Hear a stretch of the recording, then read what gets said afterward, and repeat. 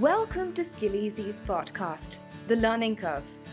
Skillizee is an initiative created by Aarna Singh, an educator with a deep-seated passion for enhancing skill development and fostering learning environments that thrive on creativity and progress. This podcast is focused around redefining holistic development in children that involves life skills that go beyond the pages of school textbooks and grades that have long remained and are currently the basis for major Indian education systems. In the upcoming episodes, we will be inviting guests from various industry backgrounds to talk about their take on education policies, how they developed life skills, things they wish had been taught to them in school, and much more.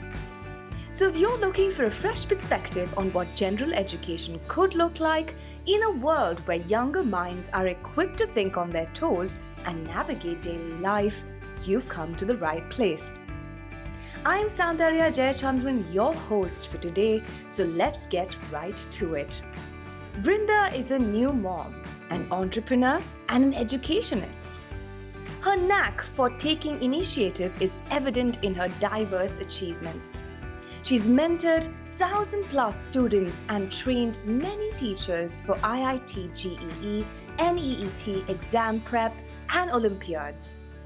She significantly contributed to education by teaching online in remote towns of Himachal Pradesh under the Beti Padhao, Beti Bachao scheme. Her leadership skills shone as a founding member of the Toastmasters International Club in Ludhiana and her pivotal role in scaling an edtech startup to 100,000 downloads.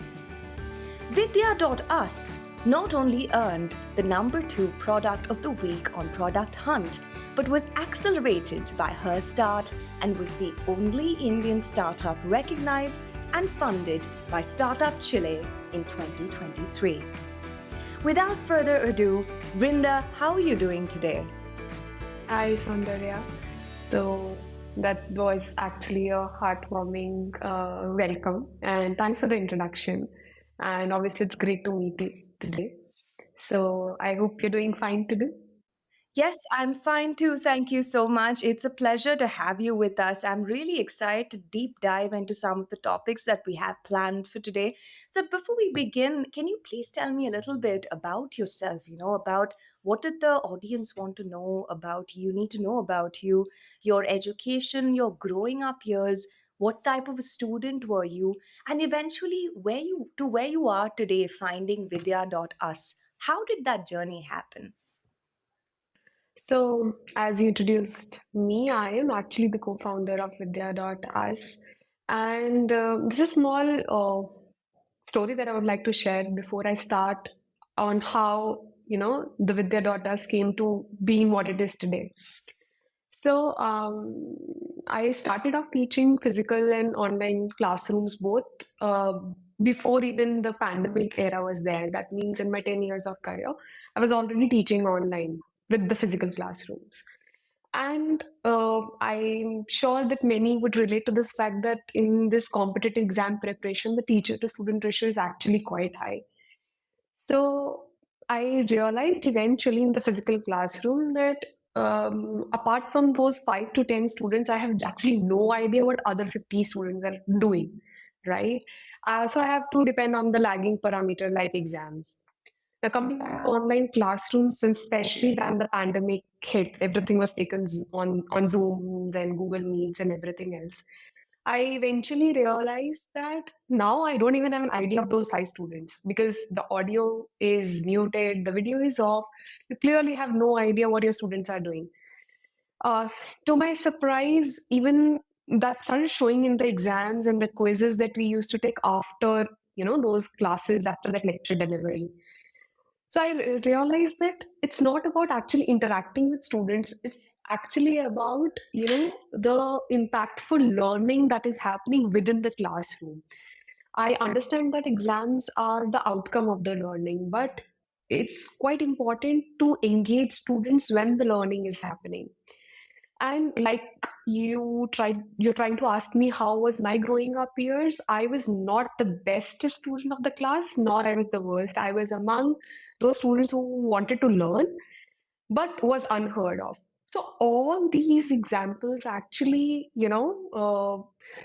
it gave me a perspective as to why students are not heard, right?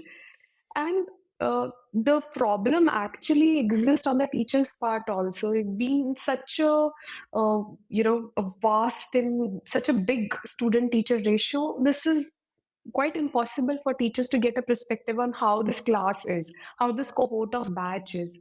So I think the student engagement needed some attention over there, and that's how the Vidya came to exist. And it's still we are trying to learn from our leaders, educational leaders, which are teachers, obviously, and we are ever evolving. But yeah, this is what Vidya derives inspiration from. That we need to solve this the certain issues that actually exist in class while the learning is happening. So to sum up, the Vidya is actually an AI enabled teaching assistant. It can actually enhance the teaching experience, which can include engagement, which can include engagements, and all of that. I mean, yeah. Wonderful. So you said that, there was a certain amount of engagement that was missing in a world where everything suddenly became so virtual. And even when you were a student, you said that there was maybe some part of the fault lies in the educationists as well, and the teachers as well. So what do you think the teachers were missing out on? What was missing in that? So, since I'm an engineer myself, when I was pursuing engineering or while I was preparing for my JEE exam also. So that means 2 years of JEE prep and then 4 years of engineering and then eventually teaching the JEE students. All these years made me realize that it's not actually, any skills the teacher or the students lack. It's actually, the gap that it has existed because of so high competition among the students and so much of thrust that comes in the class where only 5% of students tries to respond and rest just is there in the are there in the classroom. I think the key is always in communicating better among when the learning is happening. But how do you enable that communication? There is so much of curriculum that needs to be covered. There is always a pressure of performing well. Then comes ever going tests and examination mock test papers that needs to happen.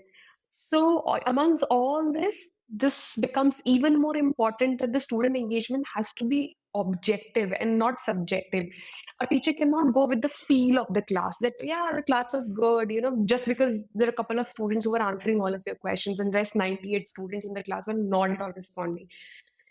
In these times we just cannot rely on the feel of the classroom. We need to be accountable on how each and every student is performing or engaging with you for that matter. So yeah, that's to sum up. I would say that it's not actually about the whether the teachers are equipped or not.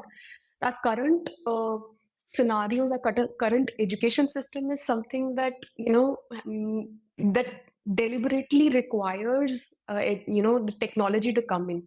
The technology can be Vidya or it can be Skillzee or whatever. These things need to happen in the classrooms to make the learning more impactful. And yeah. Absolutely. So I think my next question is a drawing from the last thing that you said, which was basically now that we have traditional methods of schooling, we are used to, us growing up, we used to learn differently. Kids these days learn differently because the whole world that they live in is completely new. It's so different. So taking together the traditional learning methods that we are used to and segueing that into a world where AI learning tools are now implemented in education systems.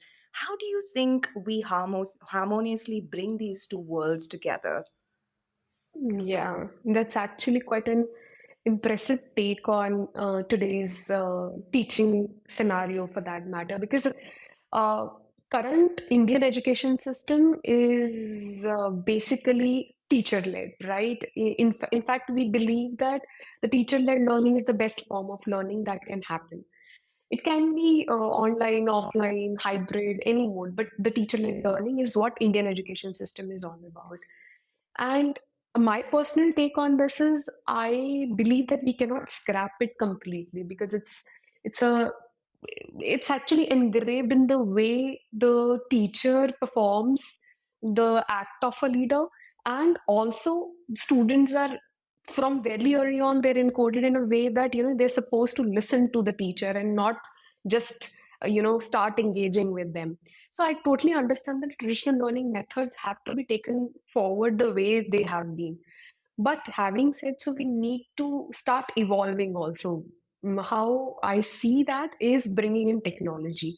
There are certain elements that can be blended with today's learning methods, as Vidya is trying to do, digitizing the engagement piece of it.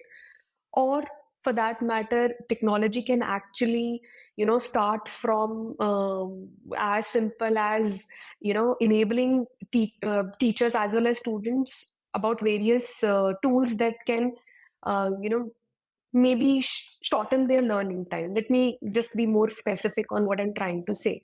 This is an era of chat GPT, right? There are so many questions that a student can have, and you just cannot go to a teacher and bug them for like making them answer the 10 different questions, right? There's a chat GPT. So why not, help the students as well as the teacher both acquire skills of, how to use that part of chat GPT, or for that matter, any other tool. There's a very popular tool, I think you may be aware of, which is Grammarly, right? It's an AI tool. It even existed before chat GPT came. It is an AI tool, and it was an AI tool way before it. So I think teachers as well as students can leverage such tools which are already present in the market. So in short, there are so many tech products, the technology products, the tools that are available in the market.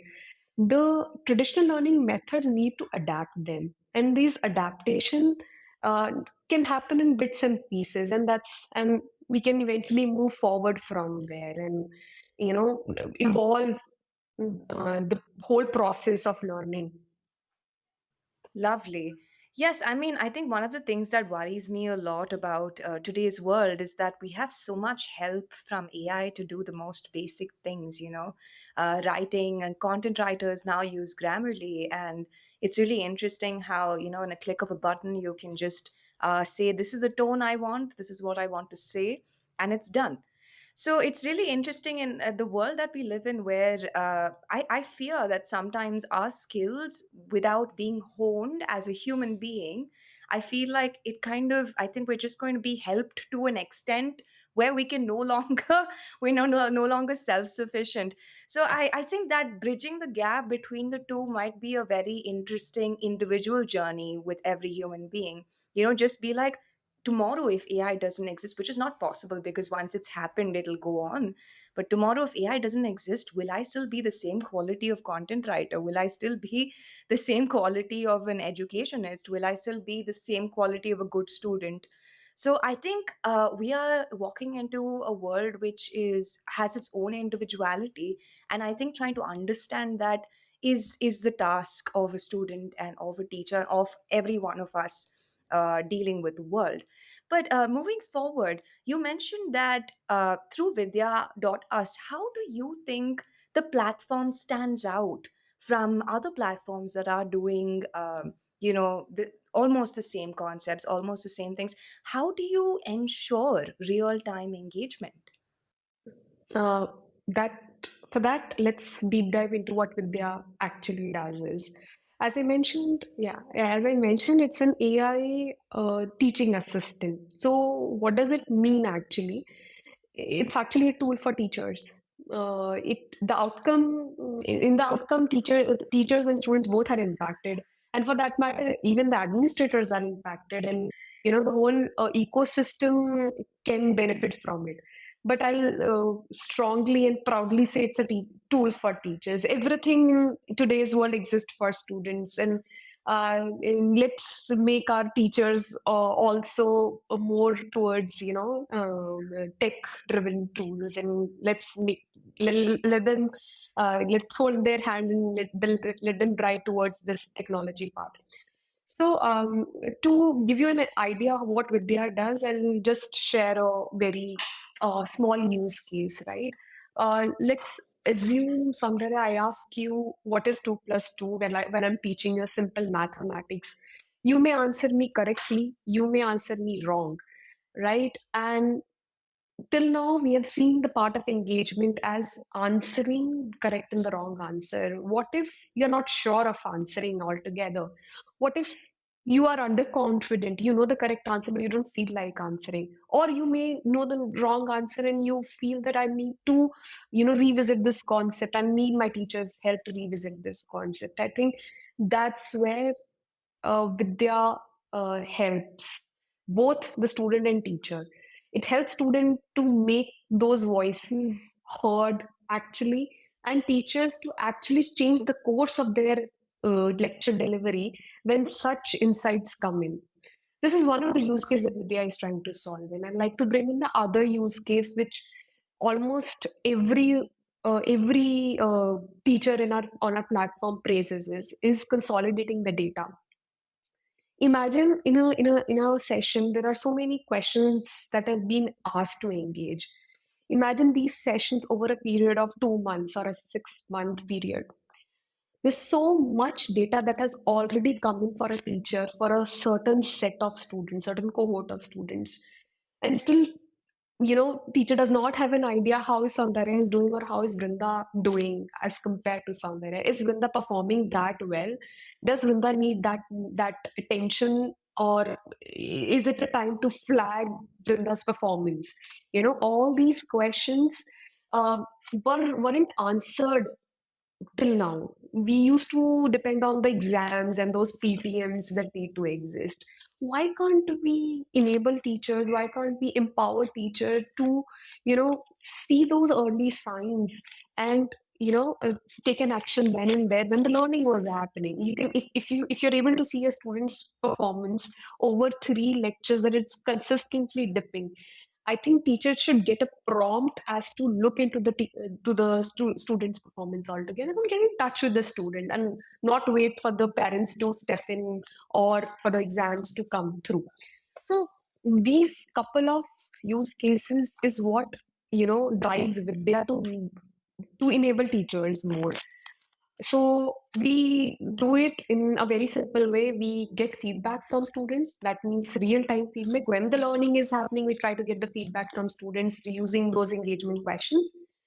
Second, our AI-enabled model uh, suggests the relevant content that can help teacher gauge what should be the next course of action, right? I'm not saying that you they need to follow what our model suggests. Obviously, teachers have freedom to, barge in and say that, now I need to take control of my action. But Vidya can enable them, can empower them to, this can be so a course of lecture that can go from now, since the class is not performing the way it's supposed to, or it is performing much better than your expectation. You can raise the level of the classroom, raise the level of the lecture delivery altogether. The first is obviously the feedback. Second is obviously the AI enabled content. The third is the data that we consolidate over a period of time to, provide smart insights to teachers, which, you know, is actually important for administrators also. Imagine a school group wherein the principals, the vice principal needs to have a eye view that what this classroom looks like to me. So all this visibility, this accountability, this objectivity was is something that we are trying to bring in India.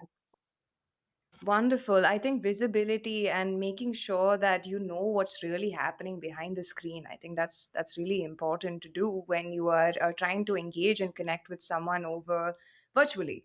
Um, you are the founding member of Toastmasters International Club.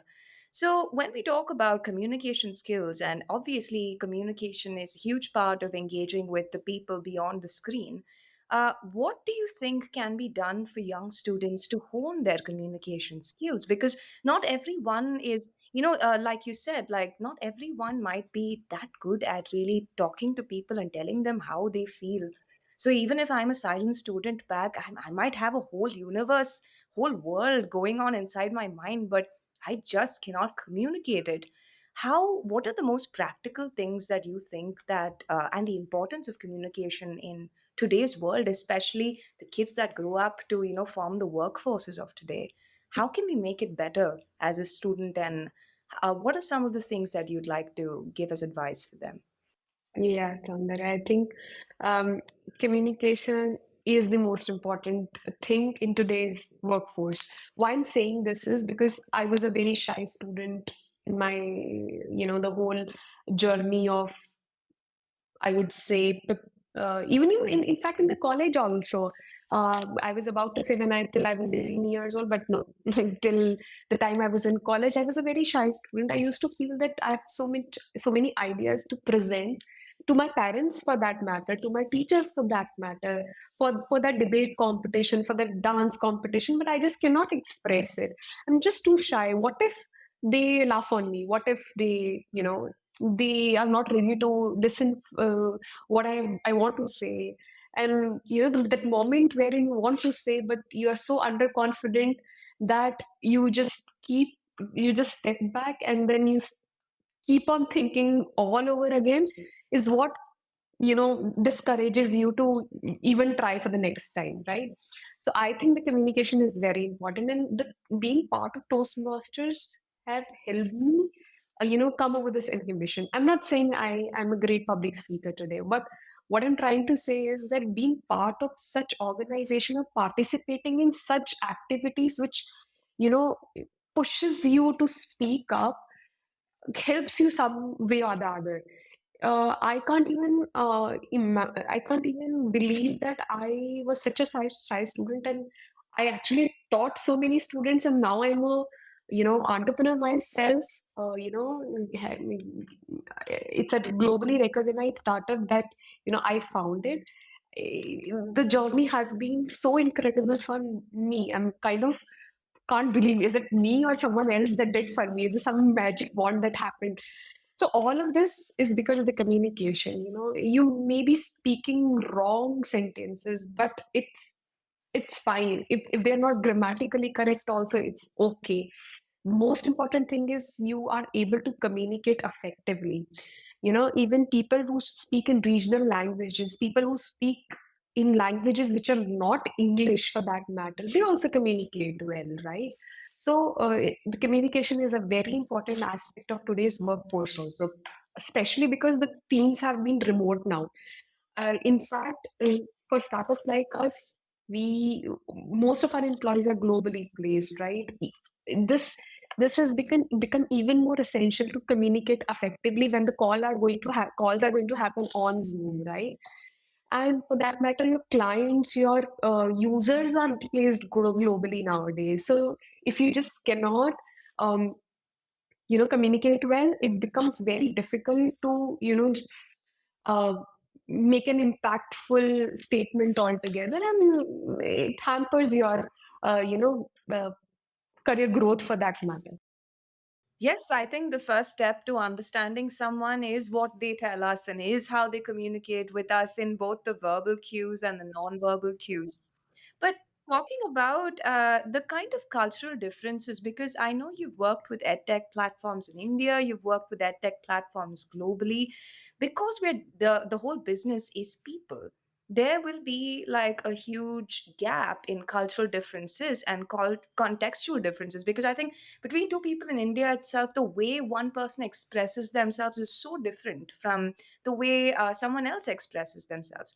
So, in all of these edtech platforms globally and in India, what are some of how are they different from each other? And are they doing something abroad that is kind of helping improve the learning outcomes that we should probably see in the Indian edtech firms that are now coming up?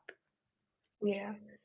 Okay, this and let me just give you a very short description of how these ethics revolve around. They totally go ahead with what is their user market. If they're placed in India, they definitely cater to what Indian education system is. If they're placed globally or in a Western country, they'll go around how the Western education system is placed. Now, answering your question, Soundarya, this is a very, the how these ethics go about exploring their own education systems is very deep rooted in terms of how these education systems are actually placed in that country. Now, coming to Indian education system is revolves around examination. I This can be a very controversial statement to say, but I really want to put it ahead and say that this our education system are examination based, right? So if the learning will happen around the examination, that one paper of 3 hours is what we are trying to prepare for that entire year. That is what Indian education system is, and let's face it, that's how our previous generation have done this. That's how our coming generation are trying to do it. Though with the introduction of NEP, National Education Policy 2020, uh, the government is trying to reform it, but the impact will be very slow because we are a populated country, right? Indian education system does revolve around exam, but I want to stress on the fact that this education system has produced one of the finest minds in the world, right?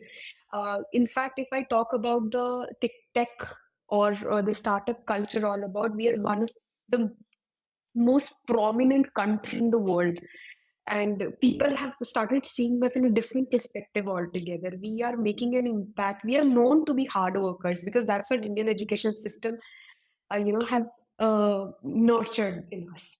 Yes, the worker bees. Yes. Having said so, we also need to adapt certain qualities or certain objectives from Western education system that is happening event that will happen eventually, and we are making an effort towards it. Western education system is very student centric. They give student freedom to learn, to explore vertically. So if our education system goes on horizontally, Western education system tries to explore everything that goes in vertical, right? For example, a simple topic like polynomials in Indian education system, someone might be learning in grade 6. In a Western education system, that will not happen before grade 8. Will not happen, right?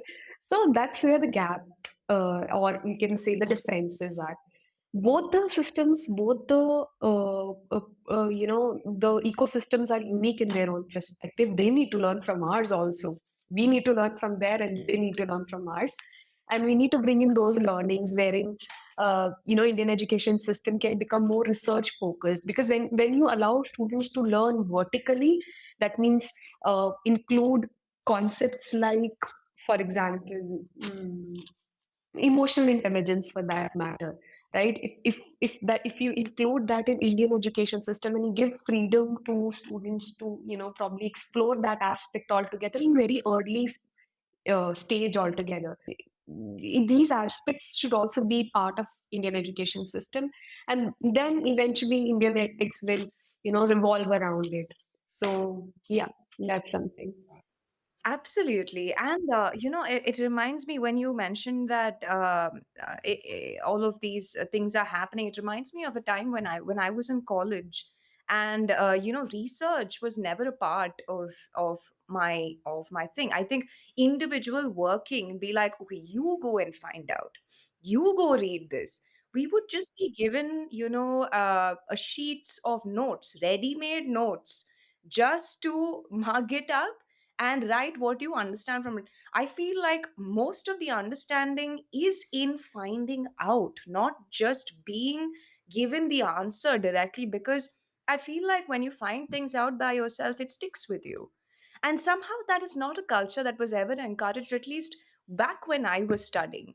So when we talk about preparing, and for these kind of examinations in today's world, like IIT, JEE, NEET, Olympiads, Keeping in mind that we are now in a world that uses AI tools, how do you think these strategies for preparation for these examinations might change with AI? So, Soundarya, you actually put it very well, right? When in this journey of finding an answer to a particular question, we used to learn five different things earlier. Now with AI, or there are tools which you just put in a question, they'll prompt you an answer. Um, can be little what to put it, can be seen in a negative light also, because the journey of questing also helps you learn different things. So that's where leveraging AI tools correctly comes in play. So what I'm trying to say is that, for example, if a student wants to, probably search an answer to a question on chat gpt, or any or any browser tool for that matter, I believe that when they're going through the description of that answer, they should be more curious in finding out how that answer came in. For example, if they put in question like what is mitochondria, and if it simply says the powerhouse of the cell, I think our student has get satisfied on that very instant, that, oh, I've got my answer. Why do I even need to research more? I'm saying students need to be more curious in that aspect. You know, what, for example, they can be curious in that aspect, that if it's the powerhouse of the cell, why they're calling it powerhouse of the cell? What do they mean by powerhouse of the cell? How a cell will derive energy? All of that. So that needs to happen. The curious, and we as educational leaders need to enable students to ask right questions altogether. So it's not about finding the right answer, it's all about being rightly curious about finding the right answers. And this has to come from within. We as educational leaders need to be curious so that we can impart that curiosity in our students, and that will have a huge impact on the ecosystem altogether. AI tools will obviously become more refined. They will give you give you answer even before you think. That will happen, and I'm sure that is correctly happening also. I mean, AI still, if you use ChatGPT, ChatGPT says that, let me know if I'm not answering it correctly. I'll improve myself. Even ChatGPT is so so eager to learn from us. So why are we not more curious to learn from ChatGPT? Let's not stop learning from such tools. So AI will AI will actually refine itself from this point to, ages, and that the JEE, as well as the NEET students and Olympiad students, can actually leverage ChatGPT, and we as education leaders should help them, you know, uh, probably learn how to give right prompts to ChatGPT, or where to search for the right AI tools, how to reach to the correct mock papers, or the tools which are actually available that can, make their learning journey more easy and less stressful. I think that's how, technology can come in play and help students over that. Yeah. That's absolutely right. I think curiosity plays a very important part in learning itself. And that brings me to a question. You had, I'm sure you had a wide array and wide choices when you first graduated and you decided to make your mark in the world and go on working. Why pick creating something like Vidya.us? What was that? Like you said, some of the things, some of the curiosity comes from within us. What within you inspired you to create Vidya.us? And what is some of the advice you'd like to give the newer edtech entrepreneurs looking to leverage technology for impactful education solutions? What would you say to them? The ones that are just starting out. Yeah. I think the mere act of starting it out is huge. When I planned to start with the numbers, there were hundreds of different questions that came into my mind. That why am I, uh, changing my career path altogether. I've established myself in this coaching journey for 10 years, and the graph definitely looks upward. Why am I trying to change whole scenario altogether? Why am I trying to picture, paint a picture which does not even exist? Even the sketch needs to be, thought upon. The colors need to be thought upon. But I think, Soundarya, the mere fact that, you know, I could resonate with the problem is what drove me to, execute it altogether. Obviously, I had great co-founders to support me in this journey, to help me, make Vidya a reality altogether. And so there is no simple one formula that I would like to give away, but I want to say this, that if you think that there's a problem that exists anywhere around you, you should be curious enough to understand and at least make an effort to solve it, right? And that's how we can drive the change, we can impact the ecosystem altogether. So yeah, there's no one secret recipe, but like it's correctly said, I'm remembering that Kung Fu Panda dialogue. There is no secret ingredient. I love that. I love that film, by the way. Yes. I think there was a lot of wisdom in that film as well. It's one of my favorites. When you talk about Beti Padhao, Bachao scheme, sorry, were there any specific instances that you recall that were truly, they truly impactful? And where you saw or you witnessed firsthand how technology was making a significant impact on students and their learning? Yeah. So, Beti Bachao Beti Padhao scheme was under Himachal Pradesh government, okay, and they selected these 26 government school girl students, and trust me, Soundarya, those 26 girls were magical. I mean, for them, they considered me as some sort of avatar of God. Because they couldn't believe that, uh, they can even take the coaching from for JE or NEET from a teacher who knows what these exams are, right? Because for them, the accessibility, affordability was an issue, right? And so that's how we as education leaders should make an impact. So this one particular instant that I remember from, teaching this special 26 girls is that one of the girl one day came up to me and told me that, ma'am, it's not important for me to, crack NEET or get any seat in medical exam. For me, the mere fact that you are teaching me and making me enlightened about this exam altogether is something that I never dreamt of. And I felt that we as I would say that we are privileged class when it comes to certain things, right? Our parents used to inspire us to pursue JE or pursue NEET or do as good as we can, and we used to take it so lightly. I said, why are you even putting pressure on us? There is a certain section of society who doesn't even know that these things exist. There are cities in India wherein students are actually attempting suicides because they're not able to excel in exams, and there are regions in India where students are not even aware that such exams exist. This The gap is so huge that you feel that you should be blessed enough to even have those parents who are motivating you to pursue it, those teachers who are helping you to achieve it. It's okay if you're not able to achieve the dreams of going to JE, NEET, or Olympiads.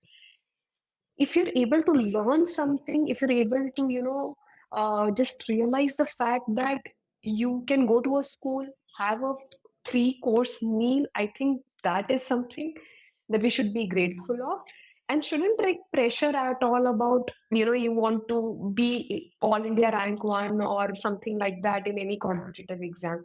Just learn because you want to learn. With this, I also remember one more dialogue of Three Idiots. Just that Rancho says, um, कामयाब होने के लिए नहीं, काबिल होने के लिए पढ़ो. That's actually should be the motto. And we as education leaders, even the teachers who are teaching JEE and NEET students should, impart in their students. It's not about AIR. It's not about all India ranks. It's about the learning that should happen. That is going to make these students better leaders of tomorrow.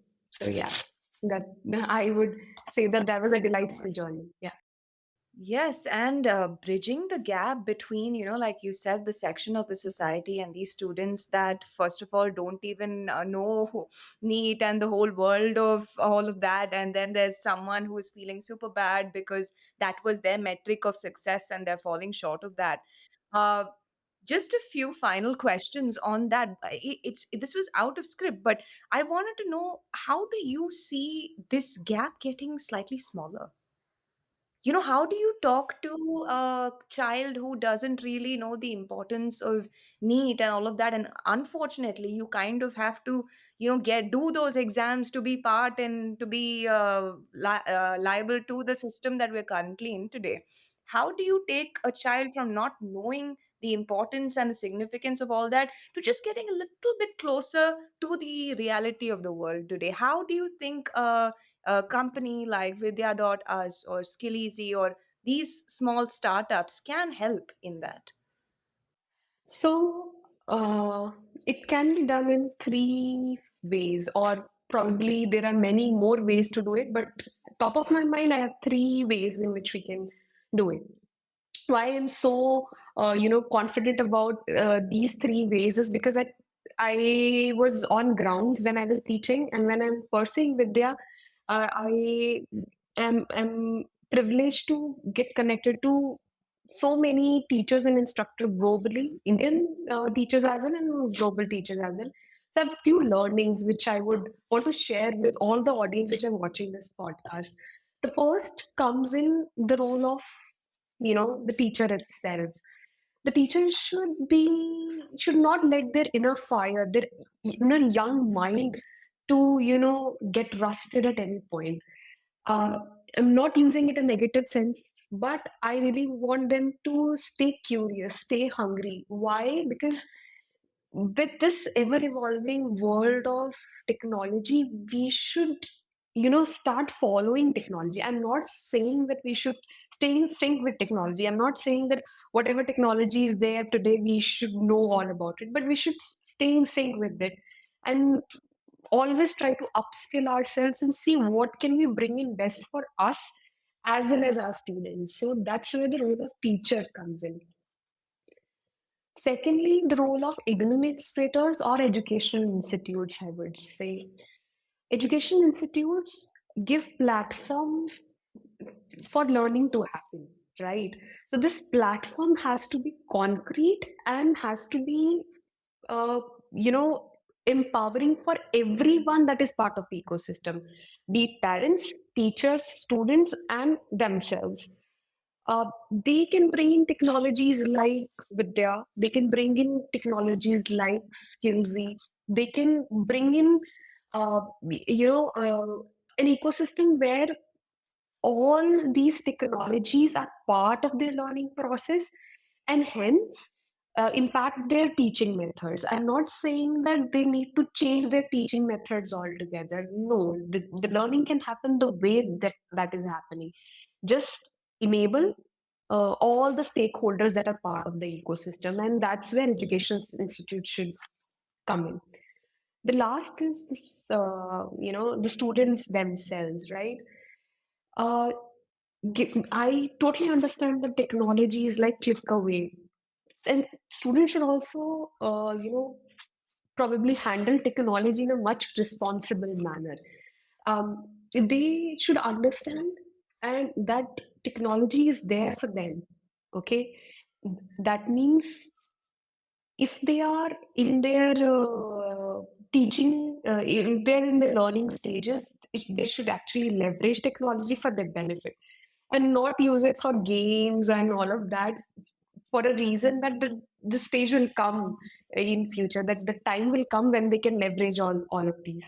So all these stakeholders need to understand that startups like us are there to enable them and, be more welcoming to us. I'll share a small incident before we wrap this up. Um, I was talking to a teacher who is placed in London. She clearly mentioned me that, we don't have an idea as to how our 2000 students are performing in the class. We are getting enrollments, we have teachers to teach them, but we don't have an idea about how these 2000 students are performing. Just to give you context, that 2000 students are actually part of adult learning program. What do we mean by that? That they're upskilling themselves. They're already 25, 30 years old. That's trying to upskill themselves, and they say that they don't have an idea. I'm saying the mere fact that you realize that you need an insight on whether the learning is happening or not. I think this mere thought is fine with me. Even if you don't want to adapt Vidya in your teaching, in your learning journey altogether, or you don't want to introduce in your business altogether, it's completely fine with me. But the mere fact that you want to get the visibility, that is important. So let's start asking those questions which actually are meaningful, that can actually impact the learning altogether. And let's give certain opportunity to startups like us, so that we can collaborate and bring in the best in this education system. Absolutely, Vrinda. I think that's a wonderful note to end this conversation on. I just wanted to say it's very important to stay curious. It's very important to keep an open mind on what education could mean today to different people. And it's very important to understand the true important things of what we need to learn in school and if that learning is actually happening, because otherwise it's just there is no space for original thought. And I think potential of a particular individual gets curbed severely when we're just repeating the information that we have already learned and not doing it creatively. So thank you so much for joining us today. It's been an absolute pleasure. With this, I know that we will have many more episodes upcoming with newer guests, more interesting content. So please stay tuned. Please check out our content at www.skillizee.com. So until next time, bye guys.